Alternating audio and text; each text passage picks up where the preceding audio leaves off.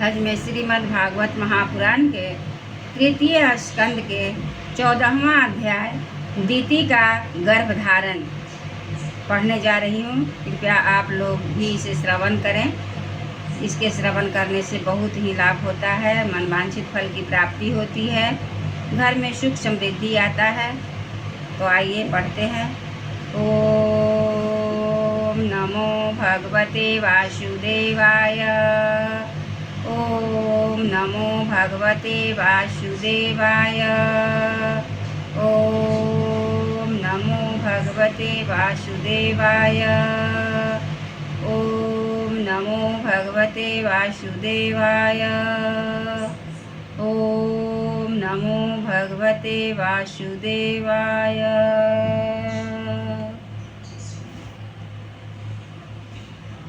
श्री सुखदेव जी कहते हैं, राजन, प्रयोजनवश शुकर बने श्री हरि की कथा को मैत्रेय जी ने मुख से सुनकर भी भक्ति व्रतधारी विदुर जी की पूर्ण तृप्ति न हुई। अतः उन्होंने हाथ जोड़कर फिर पूछा। विदुर जी ने कहा, मुनिवर, हमने यह बात आपके मुख से अभी सुनी है कि आदि दैत्य हिरण्याक्ष को भगवान यज्ञमूर्ति ने ही मारा था। ब्राह्मण जिस समय भगवान लीला से ही अपनी दाढ़ों पर रखकर पृथ्वी को जल से बाहर निकाल रहे थे, उस समय उनसे दैत्यराज हिरण्याक्ष की मुठभेड़ किस कारण हुई? श्री मैत्रेय जी ने कहा, विदुर जी, तुम्हारा प्रश्न बड़ा ही सुंदर है, क्योंकि तुम श्री हरि की अवतार कथा के विषय में ही पूछ रहे हो, जो मनुष्य के मृत्यु पाश का छेदन करने वाली है। देखो, उत्तानपाद का पुत्र ध्रुव बालकपन में श्री नारद जी की कथा की सुनाई हुई श्री हरि कथा के प्रभाव से ही मृत्यु के सिर पर पैर रखकर भगवान के परम पद पर आरूढ़ हो गया था। पूर्व काल में एक बार इसी बराह भगवान और हिरण्याक्ष के युद्ध के विषय में देवताओं के प्रश्न करने पर देव श्री ब्रह्मा जी ने उन्हें यह इतिहास सुनाया था और उसी के परंपरा से मैंने सुना था। विदुर जी, एक बार दक्ष की पुत्री दीति ने पुत्र प्राप्ति की इच्छा से कामातुर होकर सायंकाल के समय ही अपने पति मरीचि नंदन कश्यप जी से प्रार्थना की। उस समय कश्यप जी खीर की आहुतियों द्वारा अग्नि जीव भगवान यज्ञपति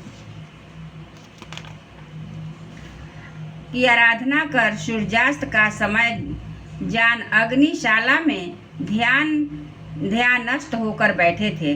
दीति ने कहा, विद्वान, मतवाला हाथी जैसे केले के वृक्ष को मशाल डालता है, उसी प्रकार यह प्रसिद्ध धनुर्धर कामदेव मुझ अबला पर जोर जताकर आपके लिए मुझे बेचैन कर रहा है।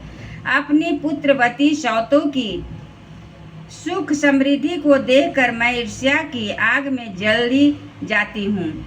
अतः आप मुझ पर कृपा कीजिए, आपका कल्याण हो। उन जिनके गर्भ से आप जैसा पति पुत्र से उत्पन्न होता है, वे ही स्त्रियां अपने पतियों के से सम्मानित समझी जाती है। उनका सुयश संसार में सर्वत्र फैल जाता है। हमारे पिता प्रजापति दक्ष का अपनी पुत्रियों पर बड़ा स्नेह था। एक बार उन्होंने हम सबको अलग अलग बुलाकर पूछा कि तुम किसे अपना पति बनाना चाहती हो। वे अपनी संतान की इस प्रकार की चिंता रखते थे। अतः हमारा भाव जानकर उन्होंने उनमें से हम 13 पुत्रियों को, जो आपके गुण स्वभाव के अनुरूप थी, आपके साथ ब्याह दिया। अतः मंगल मूर्ते कमल नयन, आप मेरी इच्छा पूर्ण कीजिए, क्योंकि हे महत्तम, आप जैसे महापुरुषों के पास दीन जनों का आना निष्फल नहीं होता। विदुर जी, दीति कामदेव के वेग से अत्यंत बेचैन और बेवश हो रही थी। उसने इसी प्रकार बहुत सी बातें बनाते हुए दीन होकर कश्यप जी से प्रार्थना की। तब उन्होंने उसे सुमधुर वाणी से समझाते हुए कहा, भीरु, तुम्हारी इच्छा के अनुसार मैं अभी अभी तुम्हारा प्रिय अवश्य करूँगा। भला जिसके द्वारा अर्थ, धर्म और काम तीनों की सिद्धि होती है, अपनी ऐसी पत्नी की कामना कौन पूर्ण नहीं करेगा। जिस प्रकार जहाज पर चढ़कर मनुष्य महासागर को पार कर लेता है, उसी प्रकार गृहस्थाश्रमी दूसरे आश्रमों को आश्रय देता हुआ अपने आश्रम द्वारा स्वयं ही भी दुख समुद्र के पार हो जाता है। माननी स्त्री को तो त्रिविध पुरुषार्थ की कामना वाले पुरुष का आधा अंग कहा गया है। उस पर अपनी गृहस्थी का भार डालकर पुरुष निश्चिंत होकर विचरता है। इंद्रिय रूप शत्रु अन आश्रम वालों के लिए अत्यंत दुर्जय है, किंतु जिस प्रकार किले का स्वामी सुगमता से ही लूटने वाले शत्रुओं को अपनी अधीन कर लेता है, उसी प्रकार हम अपनी विवाहिता पत्नी का आश्रय लेकर इन इंद्रिय रूप शत्रुओं को सहज में ही जीत लेते हैं। गृहेश्री, तुम जैसी भार्या के उपकारों का बदला तो हम अथवा और कोई भी गुणग्राही पुरुष अपनी सारी उम्र में अथवा जन्मांतर में भी पूर्ण रूप से चुका नहीं सकते। तो भी तुम्हारी इस संतान प्राप्ति की इच्छा को मैं यथाशक्ति अवश्य पूर्ण करूँगा। परंतु अभी तुम एक मुहूर्त ठहरो, जिससे लोग मेरी निंदा न करें। यह अत्यंत घोर समय राक्षस आदि घोर जीवों का है और देखने में भी बड़ा भयानक है, जिसमें भगवान भूतनाथ के गण भूत प्रेत आदि घुमा करते हैं।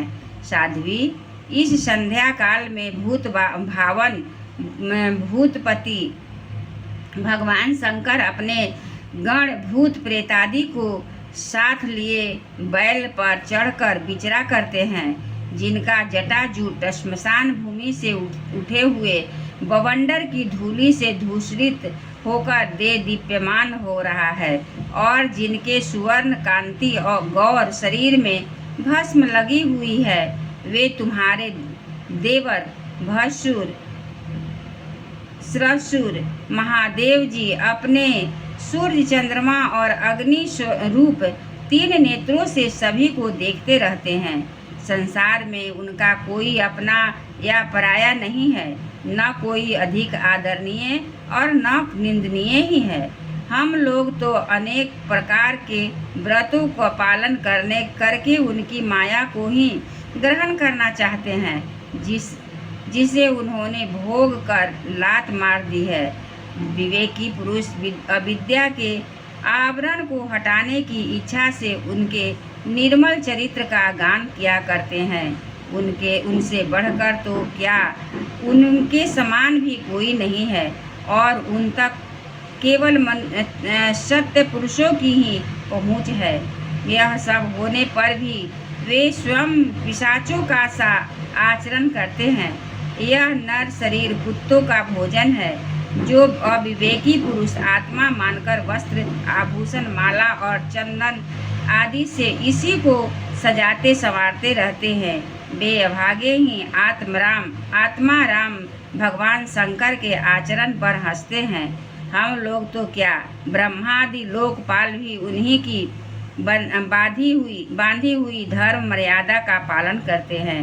वे ही इस विश्व के अधिष्ठान है और यह माया भी उन्हीं की आज्ञा के अनुसार करने वाली है। ऐसे होकर भी वे प्रेतों का सा आचरण करते हैं। अहो, उन जगत व्यापक प्रभु की यह अद्भुत लीला कुछ समझ नहीं आती।